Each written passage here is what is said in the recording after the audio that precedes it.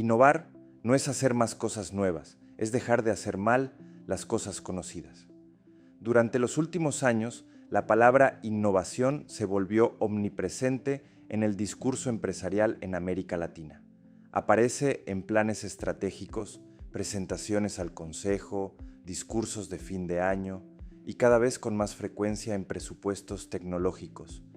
Casi ninguna empresa diría hoy que no quiere innovar. El problema es que querer innovar no es lo mismo que lograrlo.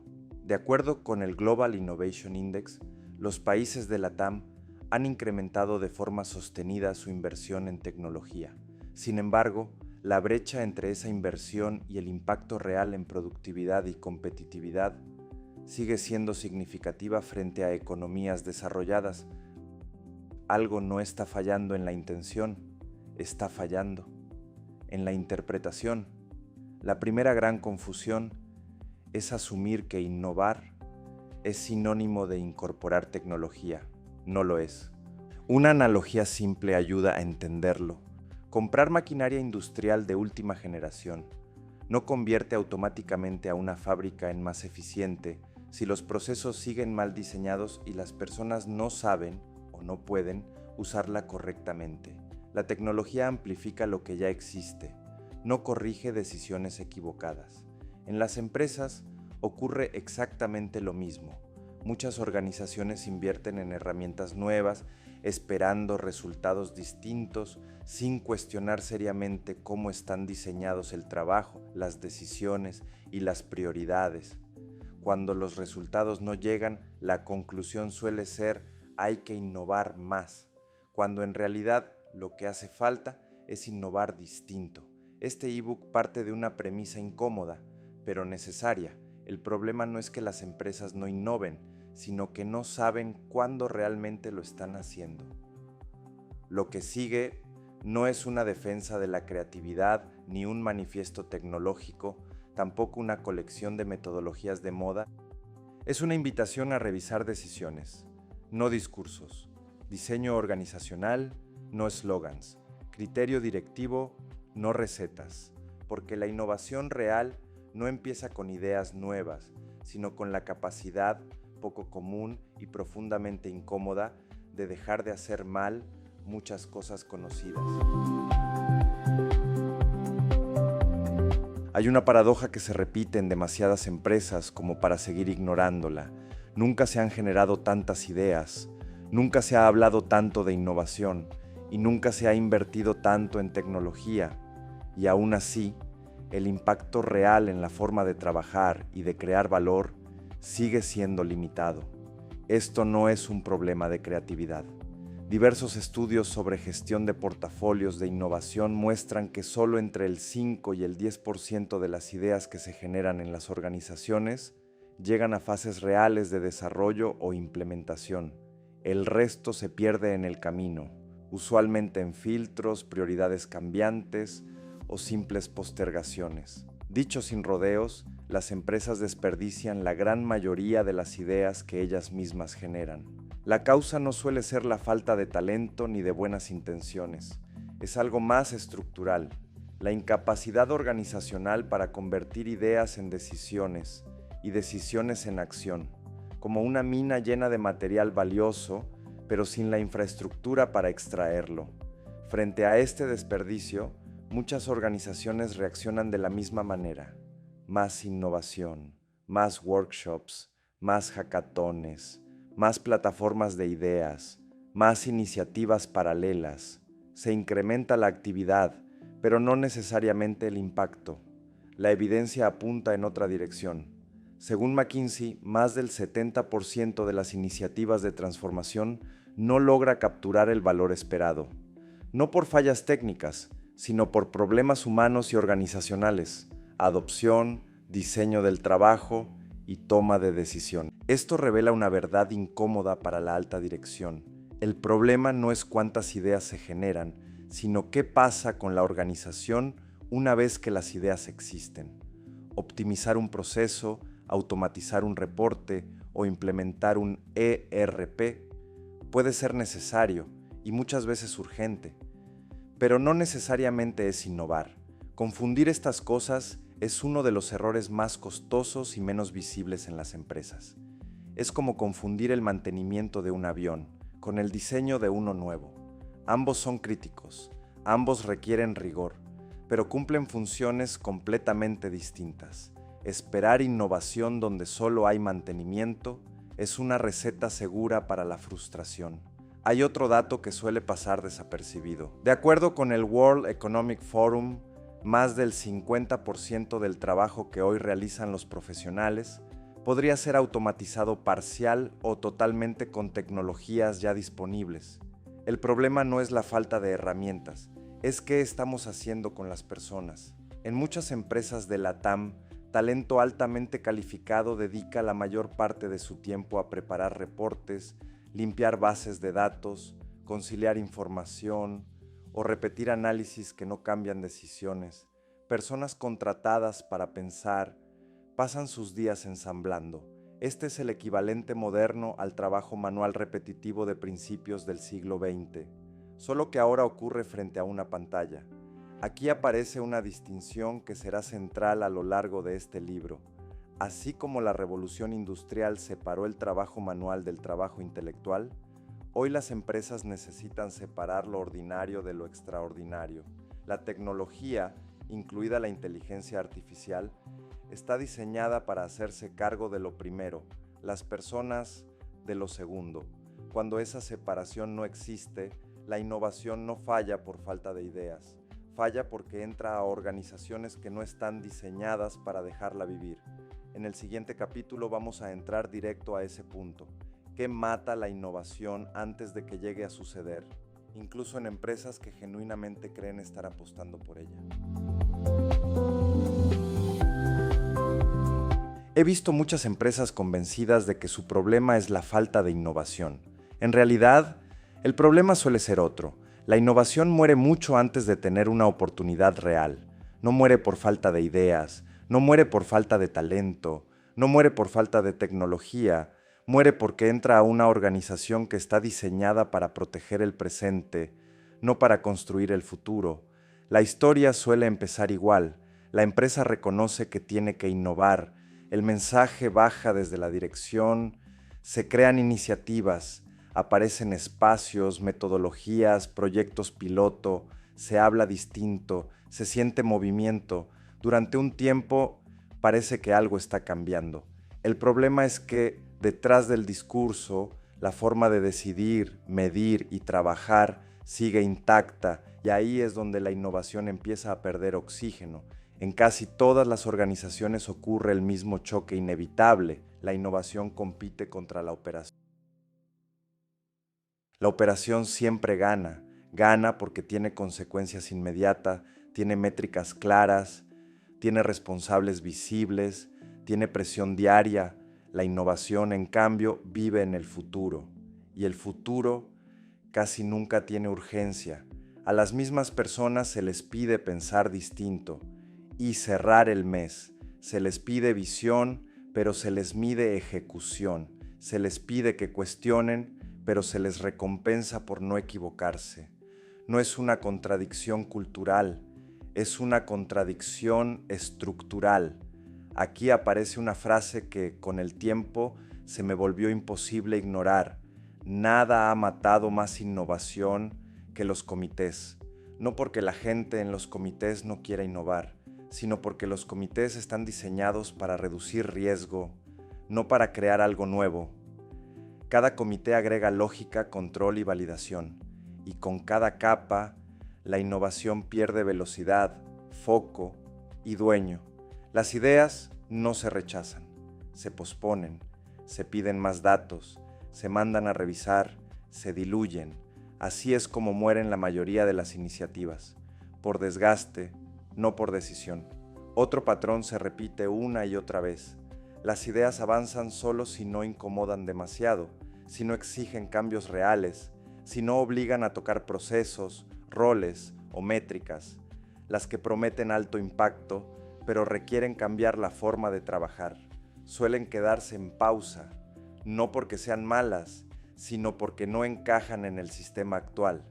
El mensaje implícito es claro: innovar está bien, siempre y cuando no cambie nada importante. Cuando miras el recorrido completo, entiendes por qué tantas empresas generan ideas que nunca se implementan.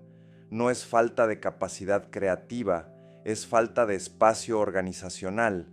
La innovación entra a sistemas saturados, llenos de prioridades, urgencias y controles. Sistemas donde nadie tiene tiempo real para hacerse cargo de algo nuevo, sin descuidar algo existente, y cuando todo es prioridad, nada lo es. El síntoma más evidente aparece después: muchas iniciativas, poco cambio real, pilotos que no escalan, tecnología subutilizada, personas frustradas y una frase que se repite casi como resignación: aquí innovar es muy difícil. No lo es. Lo difícil es innovar sin cambiar el diseño del sistema. Antes de hablar de creatividad, de tecnología o de nuevas ideas, hay una pregunta que la alta dirección rara vez se hace con honestidad. ¿Nuestra organización está diseñada para que algo nuevo sobreviva? Si la respuesta es no, la innovación seguirá muriendo temprano, sin importar cuántas ideas se generen. En muchos casos, la innovación no muere por falta de ideas, sino por exceso de control mal entendido. He visto iniciativas de innovación que desde el primer día fueron tratadas como si fueran una auditoría. Se pedían agendas detalladas, pasos definidos, entregables claros y validaciones constantes. Todo tenía que estar bajo control. El problema es que el control se ejercía desde lugares sin criterio para innovar. Personas sin experiencia real en procesos de innovación asumieron el rol de guardianes del método, no para provocar mejor pensamiento, sino para verificar cumplimiento. Querían ver la agenda, cambiar herramienta, decidir cómo debía pensarse. No estaban protegiendo el resultado, estaban protegiendo su poder, su exposición y su rol dentro del sistema. La innovación fue tratada como auditoría, no como exploración. El efecto fue inmediato. Los directivos no generaron ideas de valor, no porque no pudieran, sino porque el espacio nunca existió. Cuando el pensamiento está controlado desde el inicio, lo único que se obtiene es pensamiento pobre, y cuando solo hay 3 ideas sobre la mesa, la organización ni siquiera alcanza a ver todo lo que no existe. Ahí aparece una trampa común. Las pocas ideas que sobreviven suelen ser siempre las mismas, cosas de alto impacto y alta factibilidad que llevan años discutiéndose sin hacerse, o iniciativas de bajo impacto y alta factibilidad. Estas últimas dan sensación de avance, pero en realidad son como hámsters corriendo en una rueda, mucho movimiento y ningún progreso. A veces son políticamente útiles, incluso necesarias, aunque estratégicamente resulten estériles. He visto también el otro extremo, iniciativas profundamente innovadoras, que mueren antes siquiera de tener la oportunidad de fallar en la realidad. Proyectos donde el problema no era la idea, ni el modelo, ni la tecnología. El problema era otro. Nadie tenía tiempo real para experimentar. El tiempo existía solo en el discurso. Las reuniones eran breves, fragmentadas, a cuentagotas. Los datos no estaban disponibles y los responsables operativos no podían o no querían entrar en una ruta que implicara riesgo, exposición o conflicto político. Las ideas se juzgaban antes de probarse, se cuestionaba la teoría sin permitir que la práctica hablara, se pedía certeza, justo donde lo único razonable era experimentar. La idea no murió por falta de rigor, murió por falta de compromiso. Y hay algo que conviene decir con claridad. Ningún externo puede crear compromiso dentro de una organización. Ese compromiso solo puede venir de adentro. Cuando no existe, la innovación se vuelve un ejercicio cosmético. Estos dos escenarios son más comunes de lo que se admite. En uno, el control prematuro asfixia el pensamiento. En el otro, la falta de tiempo y voluntad mata la experimentación. Y en ambos casos, el resultado termina siendo el mismo. La innovación nunca llega a suceder. Por eso, después de ver este patrón repetirse una y otra vez, Llegué a una conclusión incómoda. Una organización no está lista para innovar, cuando en realidad no tiene interés en hacerlo, sino solo en decir que lo está intentando. Prefiero siempre una mala prueba real, antes que una buena idea nunca probada, porque el mayor riesgo que una empresa puede tomar no es equivocarse, es no tomar ningún riesgo. En el siguiente capítulo vamos a entrar a otra confusión crítica que mantiene este ciclo vivo. ¿Qué cosas llamamos innovación, cuando en realidad no lo son? ¿Y por qué esa confusión le cuesta millones a las empresas sin que se den cuenta? También vamos a atacar otra confusión costosa. ¿Qué es innovación y qué no lo es? ¿Y por qué no aclarar esa diferencia le cuesta millones a las empresas sin que se den cuenta? Si hay una razón por la que la innovación genera tanta frustración en las empresas, no es la falta de ideas ni la falta de talento, es algo mucho más básico, no saber de qué estamos hablando cuando decimos innovación. El término se usa para todo, se presenta todo como innovador, se celebra todo como avance y sin embargo, el negocio sigue funcionando casi igual. He visto empresas convencidas de que están innovando cuando en realidad solo están haciendo lo mismo de siempre, con herramientas nuevas. Por eso conviene empezar por poner un límite claro. No es innovación digitalizar un proceso que ya existía. Tampoco lo es automatizar un reporte, ni implementar un sistema nuevo. No es innovación usar inteligencia artificial para hacer más rápido lo que ya hacíamos lento, ni capacitar a la gente en una herramienta esperando que el negocio cambie por sí solo. Todo eso puede ser necesario, muchas veces, incluso indispensable, pero no es innovación. El problema no está en hacerlo. El problema está en esperar de esas iniciativas un impacto que no están diseñadas para generar. Cuando una empresa intenta ordenar sus esfuerzos, casi siempre aparecen 4 tipos de iniciativas, aunque no siempre se nombren así. Hay cosas que son fáciles de hacer y tienen poco impacto, mantienen la operación andando, nadie se juega nada ahí. Son el equivalente a cambiar focos, necesario pero irrelevante desde el punto de vista estratégico. Hay otras que son relativamente fáciles y tienen más impacto, mejoran costos, tiempos, eficiencia, hacen más sólido el negocio actual, son valiosas, pero no cambian el juego. Luego están las iniciativas que incomodan, alto impacto potencial y baja factibilidad inicial, no porque sean imposibles, sino porque exigen que la organización cambie, cambiar procesos, roles, prioridades, decisiones. Aquí es donde empieza la innovación de verdad y también donde la mayoría se detiene. Y por supuesto, existen ideas que no son ni factibles ni relevantes. El error no es que aparezcan, el error es no saber distinguirlas de las anteriores. La confusión más costosa que veo es esta: creer que innovar es elegir lo que ya es factible. En realidad, innovar es decidir qué vale la pena volver factible, aunque hoy no lo sea. Eso implica aceptar que el futuro no se construye con las mismas reglas que sostienen el presente. Implica asumir incomodidad, riesgo y cierta fricción organizacional. Por eso muchas iniciativas innovadoras mueren en el intento, no porque sean malas ideas, sino porque se evalúan con criterios diseñados para proteger lo que ya funciona. Entonces, ¿qué sí es innovación? Innovar es introducir algo nuevo, que cambia de manera relevante la forma en que una organización crea valor. No es un área, no es un proyecto, y tampoco es una herramienta, es una decisión directiva que se refleja en cómo se asigna el tiempo, cómo se distribuye el poder de decisión y qué se espera realmente de las personas. Mientras la innovación se trate como una actividad adicional, siempre va a perder contra la operación. Cuando se la trata como una decisión estructural, empieza a volverse posible. Y acá aparece el punto clave: la innovación no falla por falta de creatividad, falla porque las organizaciones no están diseñadas para permitirla. En el siguiente capítulo vamos a entrar justo ahí, en el trabajo que hoy hacen las personas y en por qué, paradójicamente, ese trabajo se convierte en uno de los mayores obstáculos para innovar.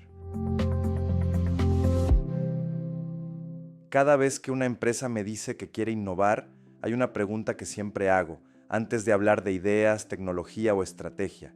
¿En qué se le va realmente el tiempo a tu gente más valiosa? La respuesta casi nunca es estratégica. En la mayoría de las organizaciones, el talento mejor preparado, analistas, especialistas, managers, incluso directivos, pasa buena parte de su día haciendo trabajo repetitivo, predecible y operativo. No porque no pueda hacer otra cosa, sino porque la organización lo necesita ahí. Y ese es el problema. Este fenómeno no es nuevo, ya lo vivimos antes. A principios del siglo XX, el corazón de las empresas estaba en el trabajo manual.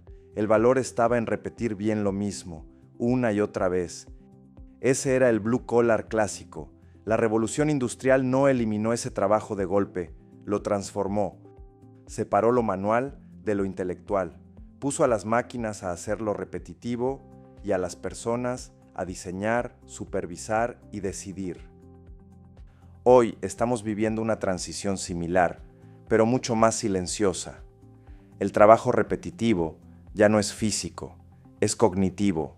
El nuevo blue collar no usa casco ni overall, usa Excel, PowerPoint, correos interminables, dashboards, SQL, sistemas que no se hablan entre sí. Son personas que pasan su tiempo limpiando y conciliando datos, actualizando reportes que nadie cuestiona, preparando presentaciones para cumplir, no para decidir, respondiendo solicitudes que podrían automatizarse y repitiendo análisis que no cambian ninguna decisión. Es trabajo necesario para que la organización funcione, pero no es trabajo estratégico, y sin embargo, ahí está concentrado gran parte del talento más caro y más preparado de las empresas. Estamos usando personas extraordinarias para hacer trabajo ordinario. Aquí aparece una contradicción brutal. A esas mismas personas se les pide innovación, pensamiento crítico y visión de futuro. Se espera que vean oportunidades, cuestionen lo establecido y propongan caminos nuevos. Pero se les diseña el trabajo para repetir. No es falta de capacidad, es falta de diseño. Cuando la innovación no ocurre, se suele culpar a la cultura, a la resistencia al cambio o al miedo. Rara vez se cuestiona algo mucho más básico. ¿Por qué seguimos asignando trabajo repetitivo a personas que fueron contratadas para pensar? Este nuevo blue collar no es un problema de talento, es un problema de arquitectura organizacional. La empresa está diseñada para absorber variabilidad con personas, no con sistemas. Cada excepción, cada ajuste, cada urgencia se resuelve agregando trabajo humano.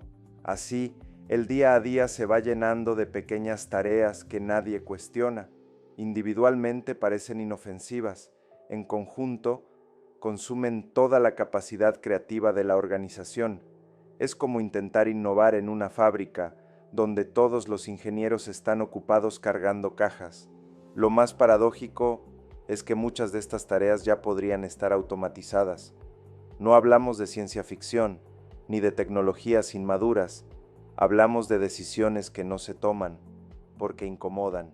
Automatizar lo ordinario exige dejar de pedir ciertos reportes, aceptar menos control manual, rediseñar responsabilidades, cambiar métricas y confiar más en sistemas que en revisiones humanas, y eso es más difícil que seguir pidiendo a la gente que le eche ganas.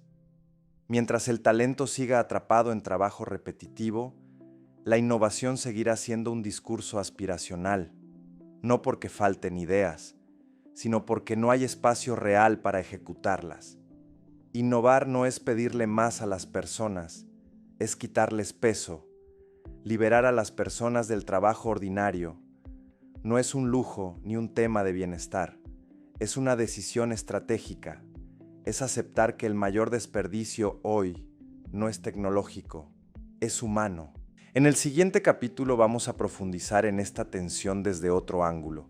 ¿Qué pasa cuando personas extraordinarias pasan demasiado tiempo haciendo trabajo que no lo es?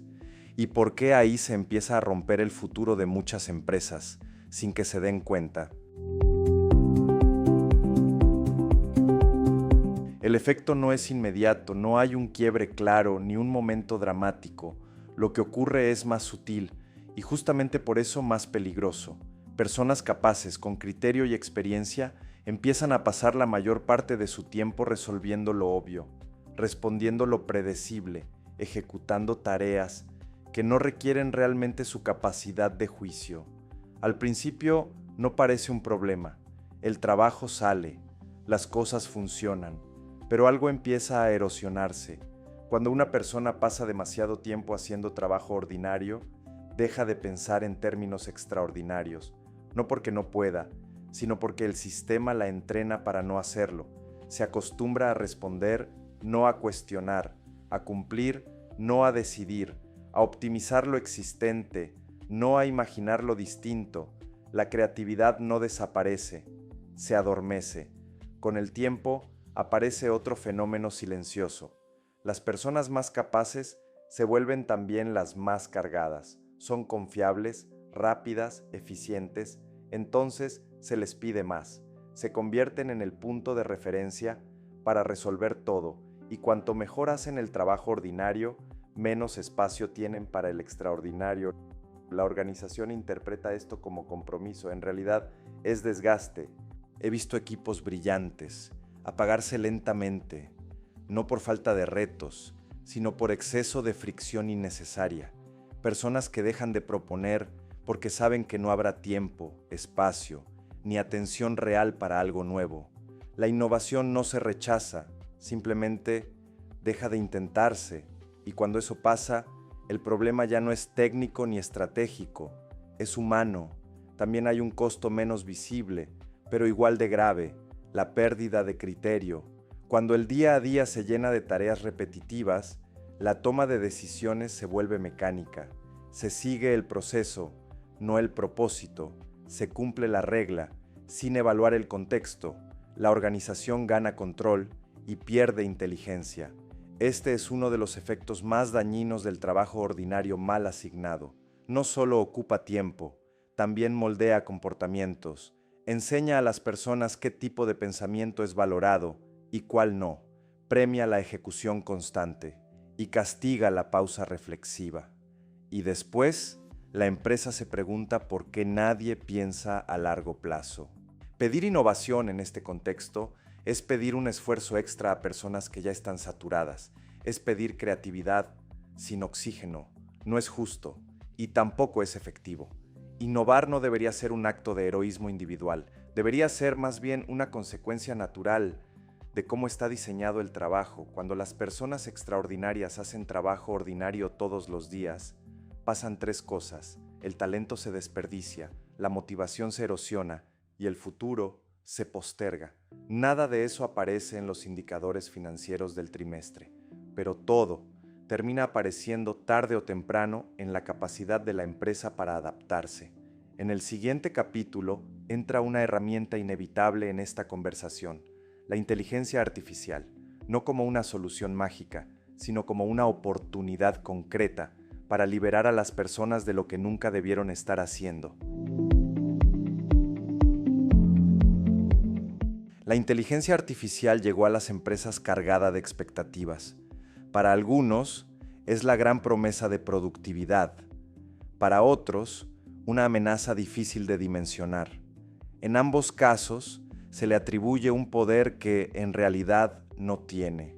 La IA no toma decisiones estratégicas, tampoco redefine prioridades, ni cambia estructuras organizacionales. Todo eso sigue siendo responsabilidad humana.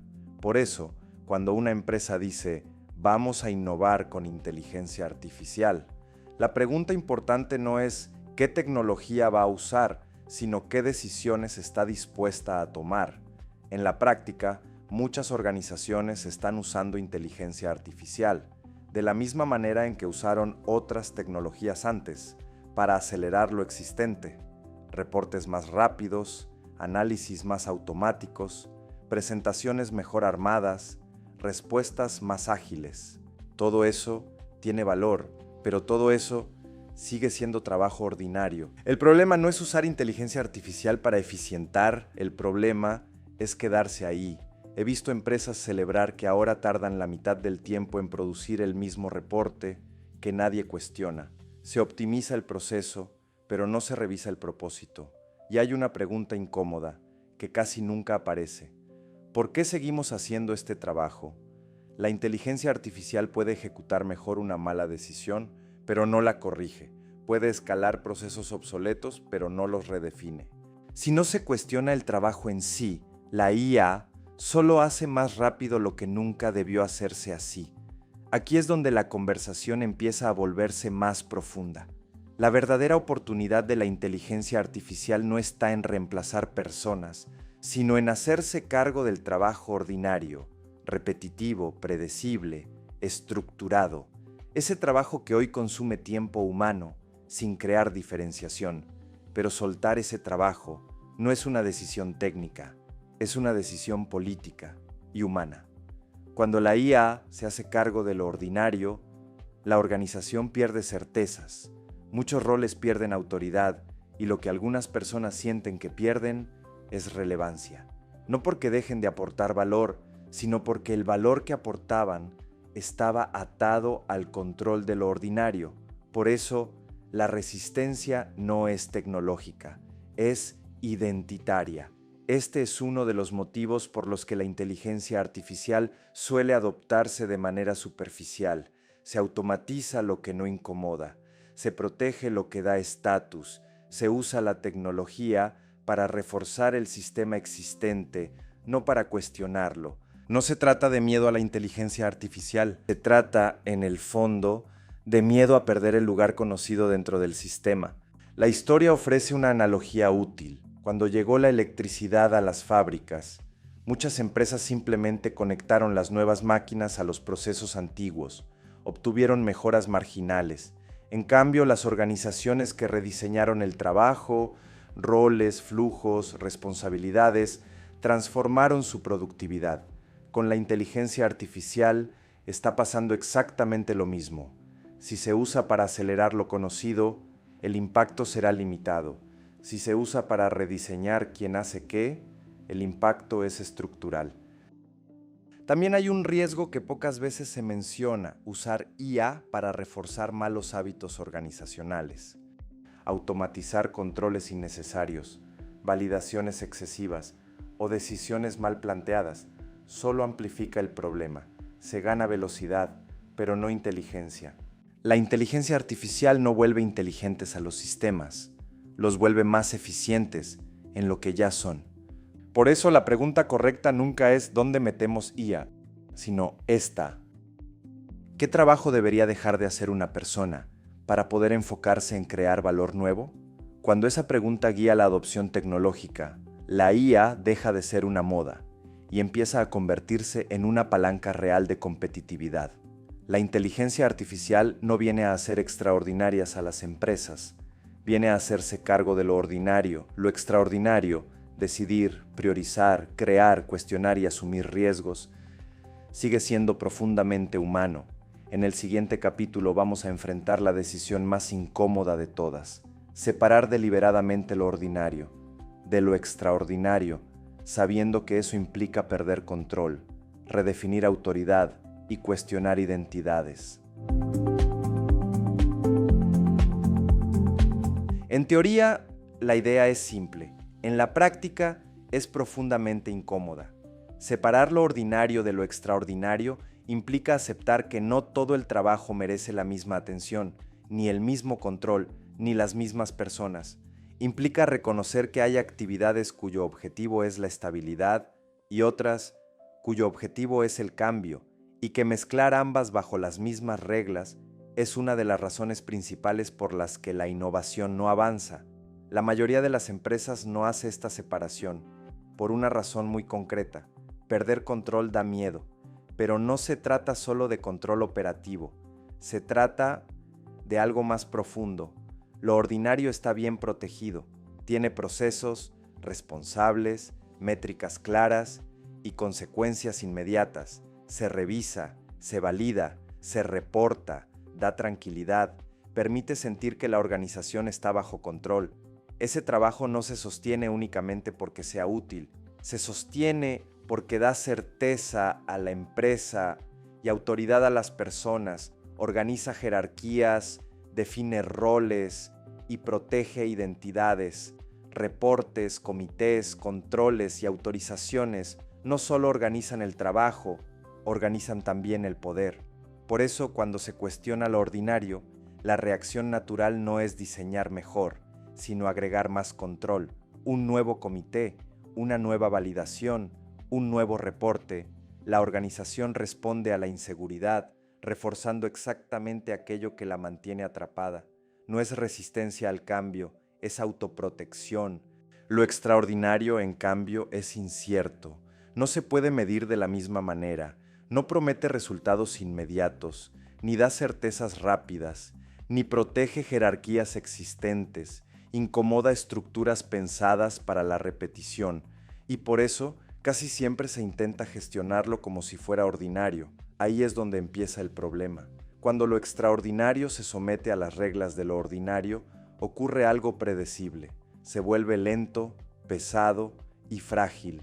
Pasa por los mismos comités, los mismos indicadores, las mismas validaciones, compite por el mismo tiempo y las mismas personas, y pierde, no porque no tenga valor, sino porque no fue diseñado para sobrevivir ahí. He visto organizaciones intentar resolver esta tensión creando áreas de innovación. A veces funciona, muchas veces no. El problema no es el área, el problema es la expectativa.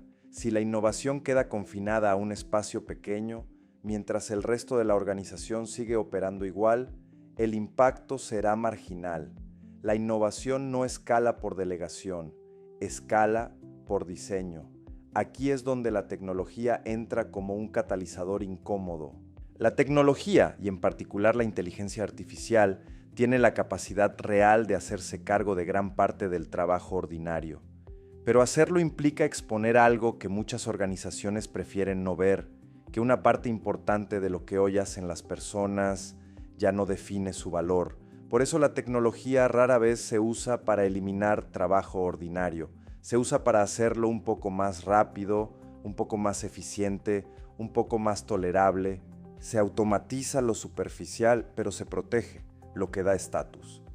No se trata de miedo a la tecnología, se trata de miedo a perder identidad. Separar lo ordinario de lo extraordinario no significa aislar, ni crear silos, ni dejar de operar bien. Significa tomar decisiones explícitas sobre qué trabajo debe volverse rutinario, estandarizable y automatizable, qué trabajo debe mantenerse abierto, exploratorio y flexible, qué decisiones no deberían pasar por comités, qué métricas dejan de premiar únicamente la eficiencia y qué personas necesitan tiempo protegidos para pensar. Estas decisiones no son técnicas, son políticas y por eso se postergan. El trabajo extraordinario empieza cuando una empresa se atreve a dejar de optimizar dónde está parada hoy y comienza, de verdad, a buscar cómo llegar a donde dice que quiere llegar, incluso cuando eso incomoda a directores, a la alta dirección, a los jefes directos y a la propia sensación de seguridad. Ese es el punto de quiebre, el momento en el que la innovación deja de ser discurso y pasa a convertirse en decisión. Separar lo ordinario de lo extraordinario no garantiza innovación, pero no hacerlo garantiza lo contrario, que la organización se vuelva cada vez más eficiente en repetir lo mismo, porque al final no es la tecnología la que pone en riesgo a las organizaciones, es la decisión de dejar de proteger aquello que ya no las lleva a ningún lado. En el siguiente capítulo vamos a cerrar el círculo con una síntesis simple pero exigente, una distinción que ordena todo lo que vimos hasta ahora y que explica por qué innovar es mucho más una decisión directiva que un acto creativo. Después de ver este patrón repetirse en empresas de distintos tamaños, industrias y países, hay una conclusión que se vuelve difícil de ignorar. La mayoría de las organizaciones no tiene un problema de creatividad, tiene un problema de decisión. Ideas hay, talento hay, tecnología, también hay. Lo que falta es una organización capaz de tomar decisiones difíciles y sostenerlas en el tiempo. Durante años la innovación se ha tratado como si fuera un tema creativo, casi artístico, algo que depende de ocurrencias, de inspiración o de talento excepcional. Esa narrativa es cómoda porque desplaza la responsabilidad. Si la innovación no ocurre, siempre se puede decir que no surgió la idea correcta, pero la realidad es menos cómoda. La creatividad es hacer algo nuevo, que sea útil. La innovación, en cambio, es implementar eso nuevo dentro de una organización real, y entre una cosa y la otra hay un abismo. La creatividad puede existir incluso en sistemas rígidos. La innovación, no. La creatividad vive en las personas. La innovación vive o muere en las decisiones directivas. Por eso podés tener equipos brillantes y, aún así, no innovar nunca. Después de acompañar muchos procesos de cambio, hay una pregunta que siempre aparece antes de que la innovación avance de verdad. ¿Esta decisión está realmente lista para tomarse? No lista para salir bien, lista para asumirse. Porque una empresa puede tomar la decisión correcta y aún así obtener un mal resultado. Eso es parte del riesgo. Lo que sí puede controlar es la calidad del proceso de decisión. Cuando ese proceso es débil, la innovación se vuelve frágil, sin importar cuán buena parezca la idea. Con el tiempo, identifiqué 5 criterios simples que siempre están presentes cuando una decisión importante, especialmente una de innovación, está madura. No son pasos, tampoco una metodología, son condiciones mínimas. La primera es tener un marco conceptual suficiente, nunca completo, nunca perfecto. Decidir no requiere saberlo todo, pero sí entender qué variables realmente importan. Esperar certeza total es una forma elegante de no decidir. La segunda, y la más importante, es la evaluación real de alternativas. No se trata de cuántas ideas se generaron, sino de si hubo alternativas verdaderamente distintas entre sí. Si todas las opciones se parecen, no hay decisión, hay confirmación. Un sándwich de jamón o uno de pavo no es una decisión. En cambio, elegir entre un sándwich o ir al parque sí lo es. Las mejores decisiones no se explican por la opción elegida, sino por aquellas que de manera consciente se descartaron. Cuando alguien puede explicar qué decidió no hacer y por qué, sabes que hubo pensamiento. Por eso hay 3 alternativas que casi nunca se ponen sobre la mesa y que sin embargo son las más valiosas: matar la iniciativa, empezar mucho más pequeño o posponer de forma consciente. Cuando ninguna de esas aparece, la evaluación suele estar muerta. Y hay señales claras de alerta. Cuando todas las ideas son quick wins, cuando todas prometen alto impacto o cuando todas le gustan a todo el mundo, en esos casos no se está evaluando, se está validando una intuición previa. El tercer criterio es contar con información confiable, aunque sea incompleta. No se trata de datos perfectos, sino de evitar decidir sobre suposiciones frágiles, pruebas piloto, señales de la realidad, experimentos acotados, suficiente para reducir el autoengaño, no para eliminar el riesgo. El cuarto es el intercambio de valores. Toda decisión importante implica trade-offs. Alguien gana y alguien pierde.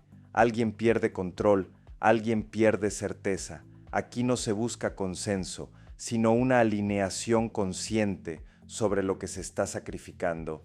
La innovación no fracasa por falta de análisis, sino por no reconocer a tiempo qué valores están en juego.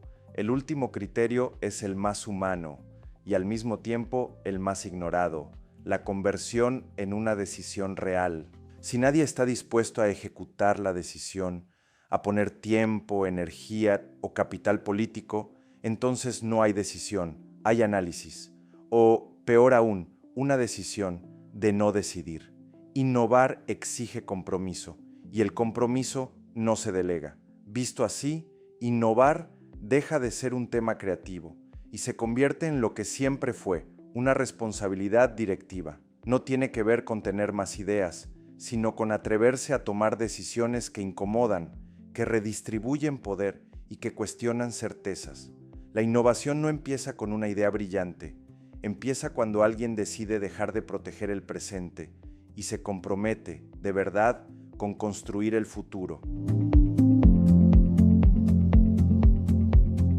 Elegir innovar no es anunciarlo, no es ponerlo en una presentación ni en la misión de la empresa, es decidir una y otra vez qué tipo de organización querés construir, una organización que optimiza el presente hasta el límite o una que se atreve a crear futuro, aun cuando eso implique incomodidad en el corto plazo. No hay una respuesta correcta, universal, pero sí hay consecuencias. Las empresas que innovan de manera consistente no son las más creativas, ni las más tecnológicas, son las más disciplinadas para decir no a tareas que no agregan valor, no a controles innecesarios, no a decisiones que solo protegen lo conocido. Son empresas que entienden que el recurso más escaso no es el dinero ni la tecnología, sino la atención humana, y la cuidan. Innovar significa aceptar que no todo puede seguir igual, que no todo merece el mismo nivel de control, que no todo el trabajo debe ser humano. Significa permitir que la tecnología se haga cargo de lo ordinario, para que las personas puedan hacer lo extraordinario. Eso no garantiza éxito, pero no hacerlo garantiza estancamiento. Este ebook no busca convencerte de innovar, parte de una premisa más honesta. No todas las empresas están dispuestas a hacerlo.